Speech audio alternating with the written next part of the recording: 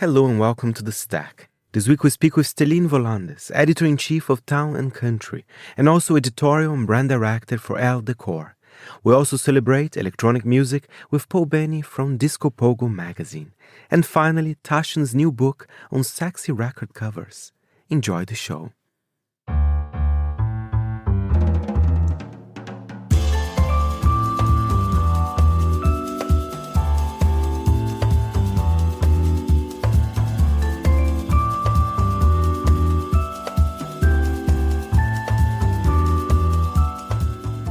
From Midori House in London, this is The Stack, 30 minutes of print industry analysis, and I am Fernando Augusto Pacheco. We start the show with the editor-in-chief of a magazine that I am absolutely hooked on, Town & Country, Stellene Volandes. One of the most celebrated editors out there, she's been at the helm of the title since 2016. Along her work at the traditional title, she most recently expanded her role at Elle Decor, now as editorial and brand director. Let's hear it from Stellene, who among other things knows a thing or two about punchy cover lines. I first joined Town & Country in 2011 as the jewelry and accessories editor. Jay Fielden had just become editor-in-chief and he recruited me. I had been at Departures magazine for almost a decade. I remember meeting with Jay and hearing about his vision for what Town & Country could be. And I thought, this is my next job. Then when he became editor-in-chief of Esquire in 2016, I was promoted to editor-in-chief of Town & Country. So I've been with the brand since 2011. Amazing. And what do you like about Town & Country? Because, I know the magazine. I've been hooked. I want to talk about the design and many other aspects as well. But for our non-American listeners, it is one of the most traditional titles in the US. I mean, how many years? 178 or 79? It's since 1846. Wow. Since 1846, which means next year is a very big anniversary for us, which I sort of thought this morning we better start planning for. And I love it because of that, but also because of all that allows us to do with it. So when you have a heritage brand like Town & Country, and as much as it is a media brand, it is a luxury heritage brand. And that's how really we approach everything we do. And when you have a heritage brand, you need to honor who you are, understand who you are, but also allow that to evolve in a way that both pushes you forward, but connects to the past, but always moves ahead. And I think understanding what Town & Country is at its core allows us to go pretty far with it. I meet and write about so many luxury heritage brands. And when new leadership comes in, I always remind them that you can go quite far as long as you can thread it back. Even if it's only in your own mind, if you know that this is actually a part of your brand, you can go pretty far and throw a lot of curveballs, which is essential with a heritage brand. You want to continue to surprise your clients or your readers, and you also need to keep surprising yourself. And the best cover lines in business as well, they're really cool. I mean, I have the latest issue in my hands. May issue, Death Becomes Hair, Garbo at the Door. I mean, it's really, and I think those things are very important. I think that the cover is still very important, right? Because subscription is important, but you want the person in the newsstand or in the airport to go and grab it, right? Yes. So when I said that I think of Town & Country as a luxury brand, I think of the print magazine as a luxury product. And the same way Hermes or Bottega looks at every stitch and makes sure, the closure is interesting and beautifully made. Every stitch and every bit of our print magazine has to offer something to the reader. And that begins with the cover lines. That is your opening line to the reader, whether it is a subscriber and the magazine comes to their house and they need to immediately know, how to avoid friends but still read their Substack, or it's someone at the airport about to board a 9-hour flight thinking these cover lines all sound like someone I would want to sit next to at a dinner party. And it creates a tone and a point of view from the moment you see the magazine. And for me, that is an essential moment to connect to your loyal reader or also to bring in new readers. And the truth is, Town and Country has a great tradition of cover lines. If right across from my office is our archive room. And if you look at the cover lines, especially in the 60s and early 70s, they were way more off the wall than even what we do. And I admit sometimes our cover lines are a bit unhinged, but as we like to say, isn't that the point? And so knowing what the tone was allowed us to think about what it should be right now. And there is joy in making this magazine. And for me, that is essential to this brand, but also to the experience the reader has when they pick up the print product.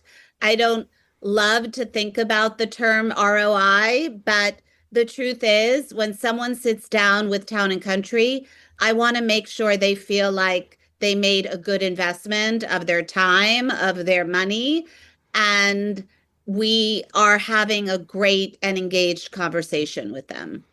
Another thing I would like to ask you is about the covers. Your usage of color is amazing because sometimes I generally go to the newsstand. I feel a little bit bored looking at the covers. I'm not necessarily just talking about the content, but there is something quite special.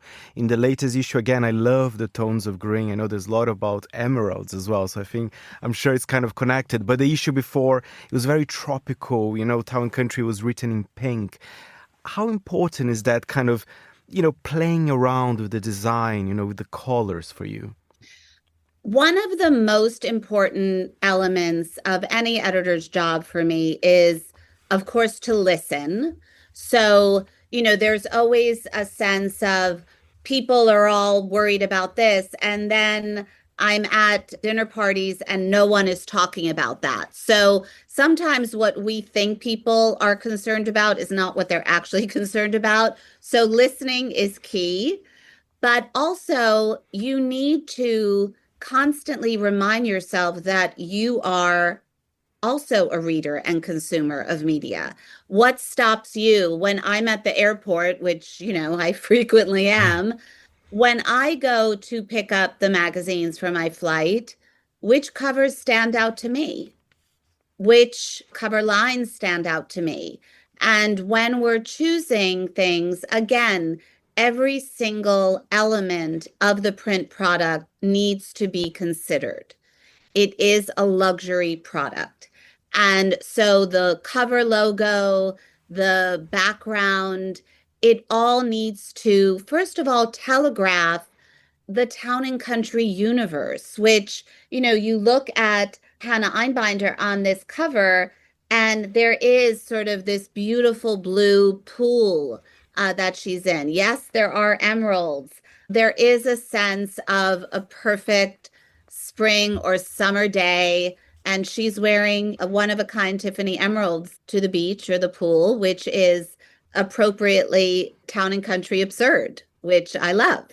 I love it too. And one thing I noticed, I don't know what you have to say about this.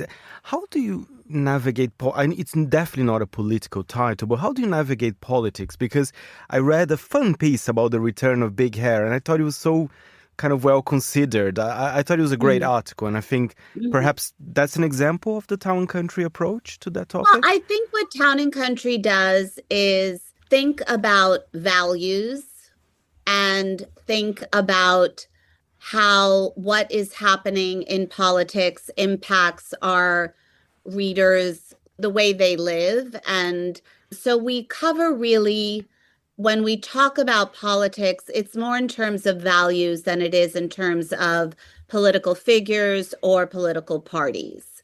Absolutely. And now I would like to move on to another title. You're very busy, Stellene. Let's talk about Elle Decor, which I think Yes, you being their editorial director since 2020, but now this year yes, you have an expanded role at the title. yes, Can you tell us a bit more about that? yes, yes. So I have a long history with Elle Decor. I was an intern here during college Amazing. under the great Marion McAvoy, who is the editor at that time. And Peggy Russell was the design editor. And she, of course, another legendary Elle Decor editor, went on to become the editor of Elle Decor and then Architectural Digest. And she remains a good friend and great inspiration to me. And so this year we decided I had been editorial director and Assad Sirkat, who did a really, really incredible job with the title, left. And so we decided that I would take a much more active role in shaping the content and also shaping the brand and what it meant in a time when I think all media needs to take a moment and really consider who it is in such a crowded landscape. And so it was an exciting challenge for me, and it's such an exciting title.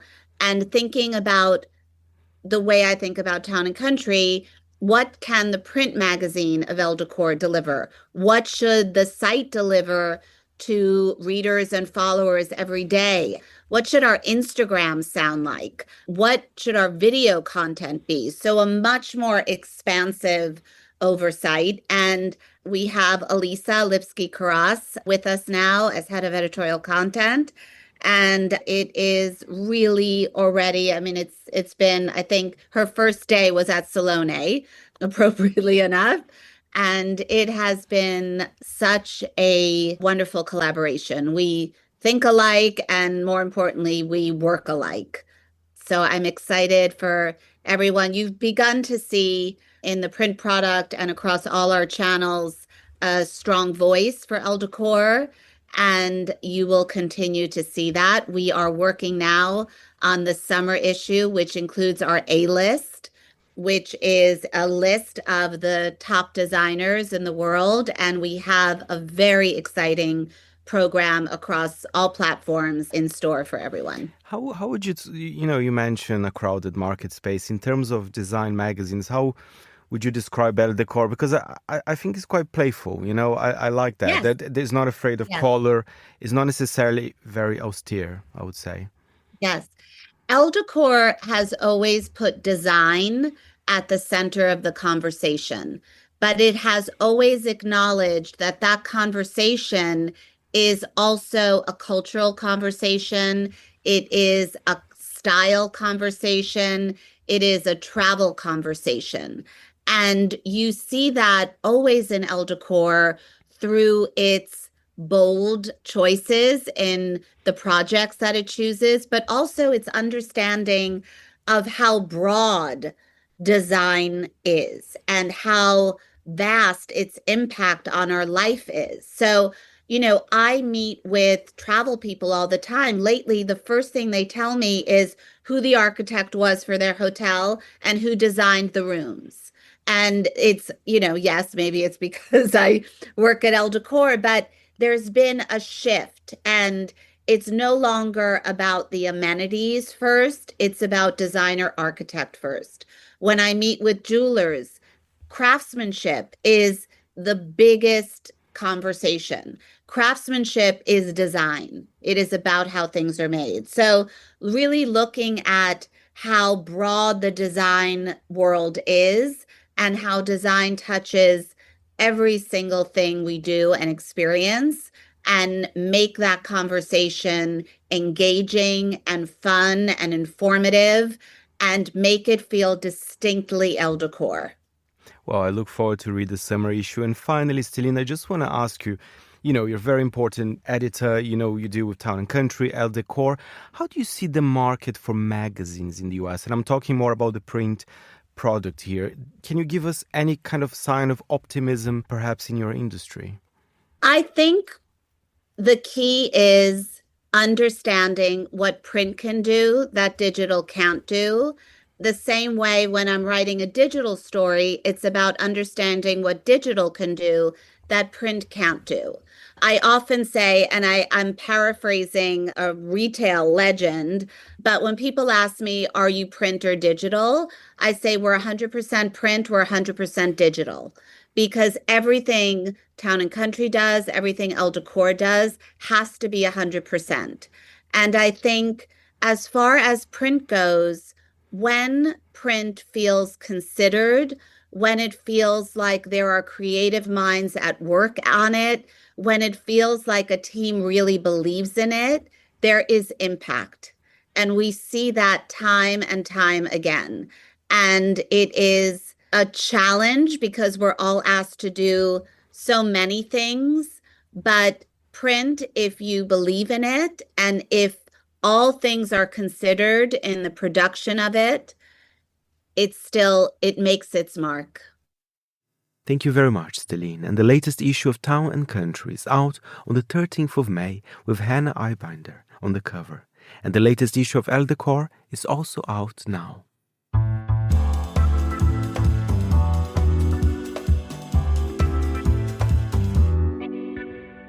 And now a pleasure to welcome back to the stack Paul Benney from Disco Pogo magazine. Last time he was here, the electronic music title was just being released. Issue 7 is out now, and the magazine is a success. Most of their previous issues, in fact, are sold out. The biannual print title features new electronic artists and also looks at the most iconic names in music, such as Sade and Madonna, which is featured in a stunning cover for the latest issue. Paul joined me in the studio to tell us about that new issue of Disco Pogo. I think the core of the magazine is still what we set out to do, which was chronicling the history of dance music from the last 30 or even 40 years, but also combining that with covering new up-and-coming artists and also the current electronic music scene. We've built up a bit of a distribution network. We've built up relationships with magazine shops and independent record shops. That's also been a great experience as well. It's very much a part of what we do. You know, we see that we're publishing a magazine, but we're also supporting that kind of print ecosystem, and that print ecosystem is also supporting us. And I think the music lover, someone who will be reading Disco Pogo, for example, would appreciate print. Don't you see a connection there as well? Yeah, I think that a lot of our audience are the kind of people that are buying vinyl as well. And so we do 2 magazines a year. We're not trying to compete with the internet, which I think would be a crazy thing for a print magazine to do. We're not trying to cover, music news. We're not trying to be a shopping list for new releases. What we are trying to do is, really in-depth features with current artists, but also very important electronic artists from the last 30 years. And that starts with the cover. I mean, there's usually 3 different covers. And tell me, how do you divide them? Because, I think it's fascinating. There's not something for everyone, but I think there's different kind of artists in the covers. I wonder if you can tell us more. Well, with the first issue, we thought the way print magazines work now, you're able to do more than one cover. I went to the Face exhibition recently at the National Portrait Gallery, and they were talking about one of their birthday issues where they did 4 different covers. And it was very radical to do that at the time. But now it's very common that magazines will do more than one cover. So we thought with issue 1, we really wanted to get across what we were about, which was one established electronic music name, which was Giles Peterson, and one up-and-coming electronic music name, which was Cherelle. And then a little bit further down the line, we wanted to do a feature on Grace Jones.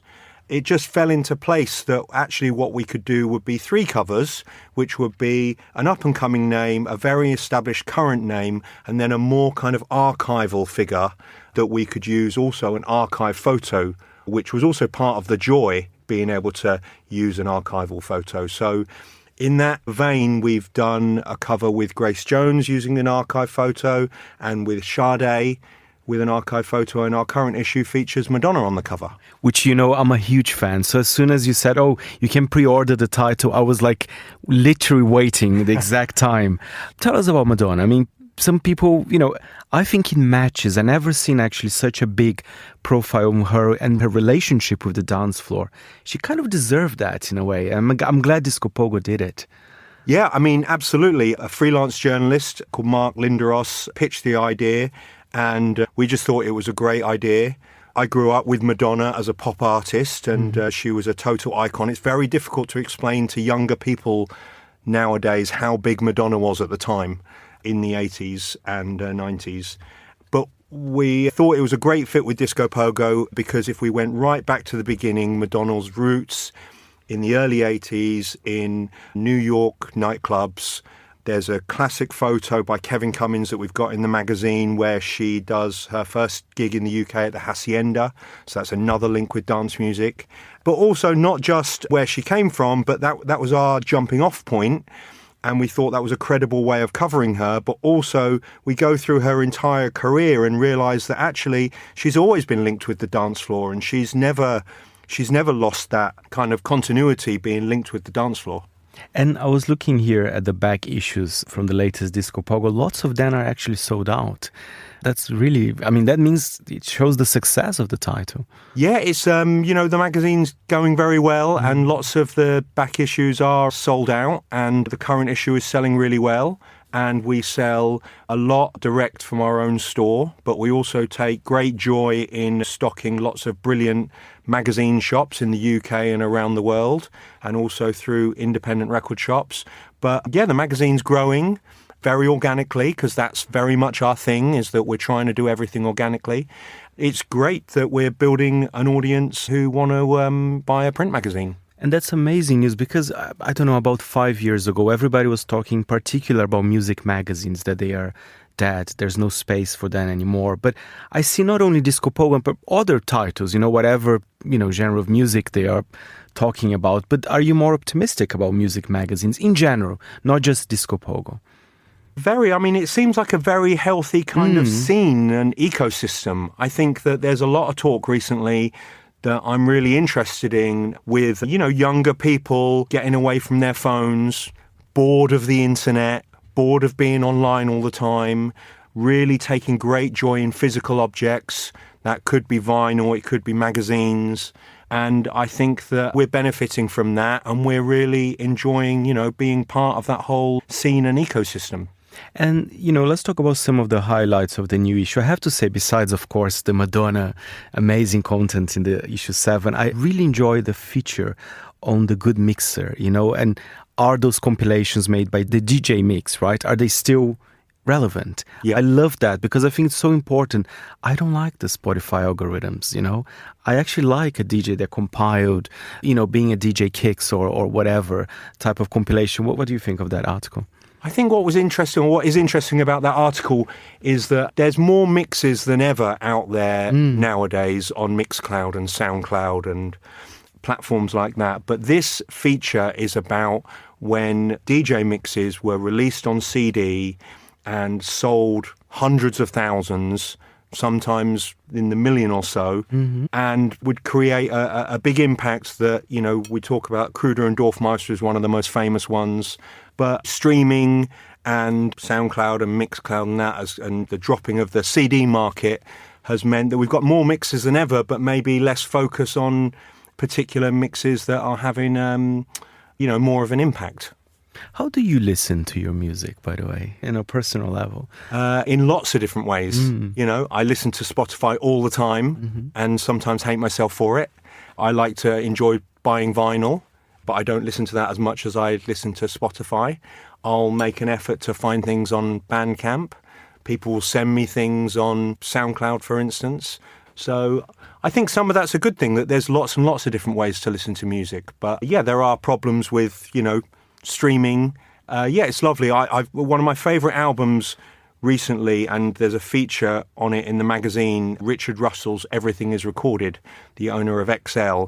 And I was very happy that XL sent me a vinyl copy of the Everything is Recording album. And I was actually looking at it last night, and there's a gatefold and a booklet, and there was Richard talking about the story of making the album.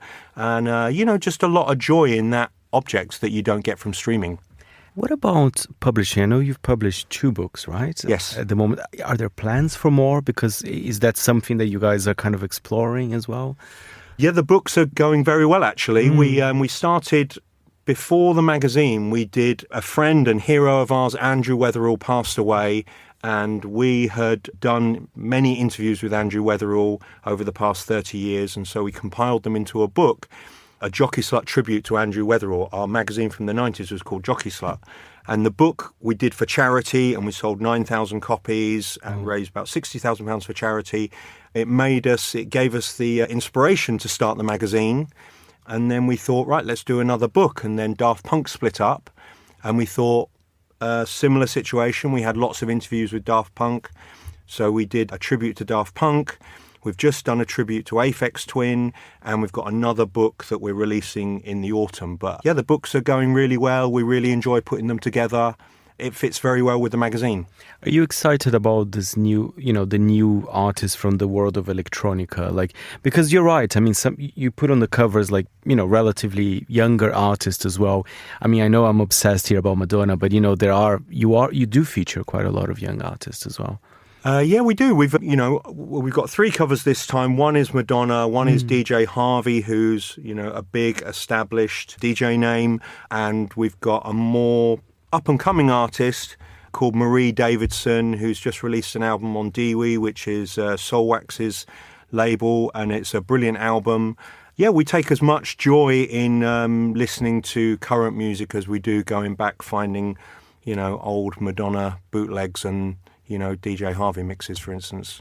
I love that the parting shot of the issue, which is at the very end, it's with Felix the House Cat. I have to be honest, I think he was one of the first DJs that I've started to listen, during the Electro Clash movement. So very good addition, I have to say. What he's up to at the moment, actually? You know what? I'm not sure. It's a good question. We'll have to find out. But yeah, with that page, we always go back through our old shoots from Jockey Slut magazine and, find a great photo.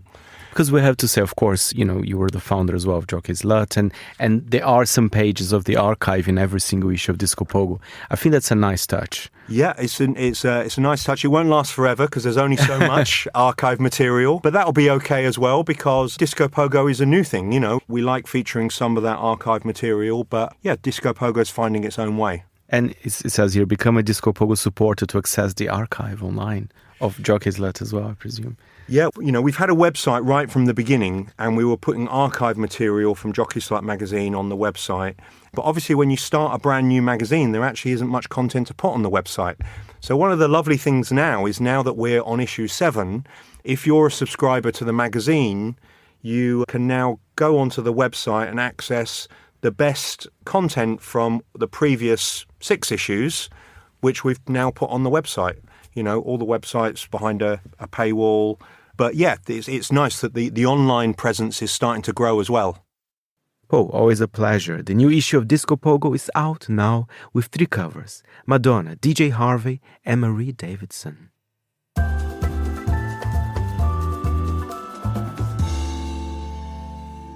And we stay in the realm of music, this time to discuss sexy record covers.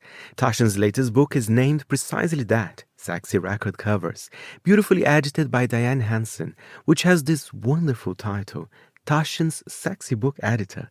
The book features iconic albums from the Rolling Stones undercover to Roxy Music's Country Life. It's fun, unexpected. Here is Diane with more. The idea actually came from the same collector who I got many, many of the images for the History of Men's magazines from. He is a mega collector of men's magazines and records, but records of all kind, including sexy covers, because he's been in the music industry for a long time. He was the manager of Third Eye Blind, the band. And then in recent years, he was the manager of the New Village People. So as a manager, he was always traveling all over the world with his bands. And while they would be sleeping, performing, doing things that didn't require him, he would go out into these towns and go to record stores. That's amazing. And there is something about, and I agree with Eric on this one, something quite special about a sexy record cover, because sometimes you might not even connect with the music, but there's something about the imagery. It's sexy, it's fun, it's bright colored, right? So it is a work of art in itself. We're not talking here about the music. That is true. And, when I first started working with him on this, and he'd wanted to do this book for a few years. He had sent me little, some teasers, images, and was busy with other things. And then finally, he sent me a lot of images. And what I saw right away is these were not, for the most part, famous bands, famous performers. So we first thought, okay, we'll divide it up and then we'll write chapters based on the music. But it's not about the music at all in this. It's about just incredible, funny, sexy, odd artwork. And it takes you to places as well. There is one page of the book, it says the fiesta in Colombia. It's kind of, I don't know, it's something inviting, taking you to warmer places. There's a sense of dreamy as well to it. Well, and it was very educational for me because I'm not a music expert. I'm not a music writer, but, I had to write a lot of these chapters. So it required me to research all these genres and then not just research the genres, but research the time period from which these albums came. They mostly were from the 60s, the 70s into the 80s. So really the international youth rebellion, sexual revolution, the social revolution that came when the post-war generation kind of grew up and came of age. And weirdly enough, in the social media age that we're living now, you can't really be nude on an album cover. I'm sure you can, but it's rarer, right? So would you say our covers becoming less sexy in a way?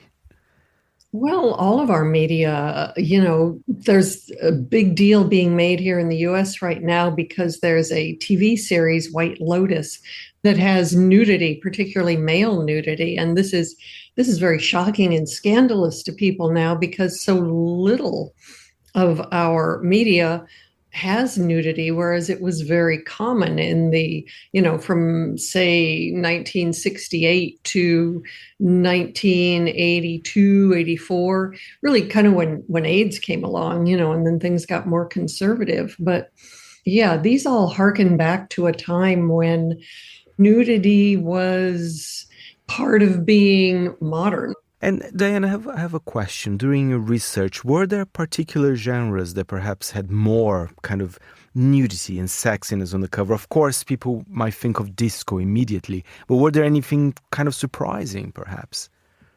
The best and the most were in the humor category. And this was humor records from all over the world. It seems that, well, and I know this from my own career, when I make sexy books, I always try to include humor and find images that are going to make people laugh as well as, perhaps be arousing, because if people can laugh at sex, they diffuse the tension that sex and nudity creates. So humor albums, just going back, as far as we could go back to, say, the early 50s, they always included elements of humor mixed with dirty words or sexy images. And the Germans as well, they did it very well with the Schlager albums as well. Oh, yes. That had a lot of humor in it. The reason this book got published, when I took it and showed it to Benedict Taschen, he's like, this is not going to sell. He said, this is obscure. People are not going to buy it. And then as he's paging through, he comes to the German Schlager section and he starts looking at these covers and laughing and reading the words out and saying, these are these stupid old jokes like your grandfather would tell. This is so particular and so particular to Germany and so old fashioned. He said, we're going to do the book, but you have to find somebody who really knows about this to write about it. And that was the hardest part, was finding a German writer who understood the history and could give the history of it. And it doesn't just, you can say, it goes back to World War II, but no, it goes back because so many of them are, have a military undertone. It goes back long before that. It goes back to World War I, where there were military songs and marches that were suggestive, because the military is full of young men. And then they just took off with that for years and years and years into the 70s. They were still using these silly, suggestive military tunes from World War I. That's amazing. Well, and that's very curious. I mean, it's a lesson in history as well. What about in terms of male nudity? I mean, I'm sure you came across more female nudity, of course, for those covers. But, how was it? Because you did mention the White Lotus there. But were there some where there was some male nudity on the cover? Very, very little male nudity. The places where you found, most of these albums are not made by famous people. The male nudity, however, only appeared with famous people. John Lennon and Yoko Ono completely nude on their cover, Double Fantasy. The Red Hot Chili Peppers walking nude with socks over their genitals on the street in London. Prince. And I love the Prince one. Yeah, it's so romantic. It's so, he was a man he was gender fluid before gender fluid was a thing. All the male nudity was famous people, except, there was Princess Tiny Meat, which was an assumed name of a better known artist.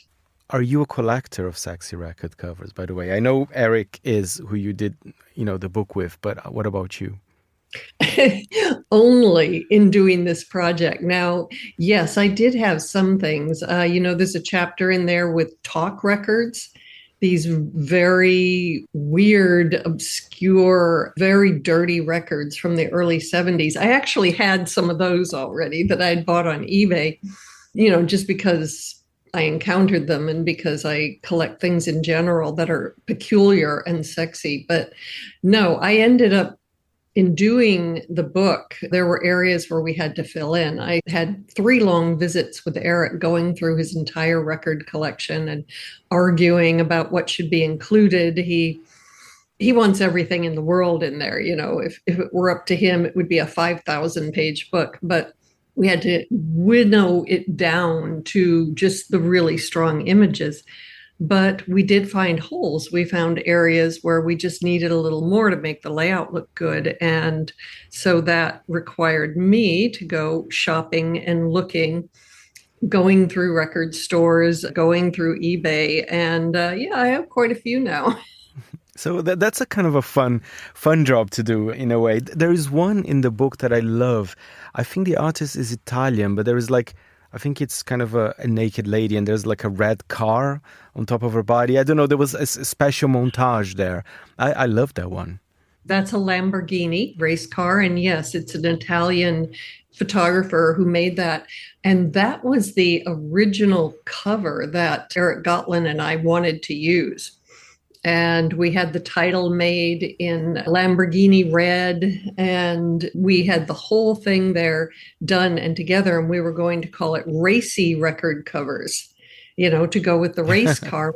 This is so clever. Well, it only worked in America because racy does not mean sexy in other countries. And so if you just changed it to sexy, you lost the whole joke of the Lamborghini. So, yeah, it fell apart at that point. Amazing. Listen, Diane, what a pleasure. And I think the book's fantastic, a great idea. And I would say bring back the sexy record cover. Would you like to see that in your... there's still music stores around, so we need more sexy record covers. Oh, we need more artwork in general that is made with paint and pencil and even with scissors and collage, and not just everything created digitally out of air. I'd love to have things you can hold in your hand. Record covers, when I was growing up, 12, 13, 14 years old, going into the store, and back then all I could afford was 45s, but being sucked into some amazing record cover and buying it, having no idea what the music was, just to have this thing I could hold in my hands and look at in my bedroom.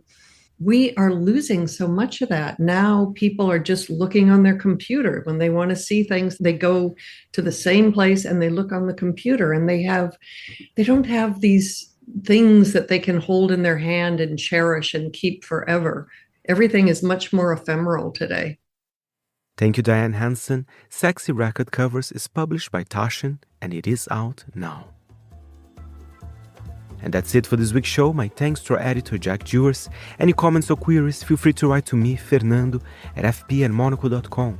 And remember, we're back next Saturday at 10 a.m. London time. Meanwhile, you can always listen again at monocle.com or subscribe to the show on Apple Podcasts and Spotify. You can also subscribe to Monocle Magazine on our website. You've been listening to The Stack. I'm Fernando Augusto Pacheco. Until next time, it's goodbye from me.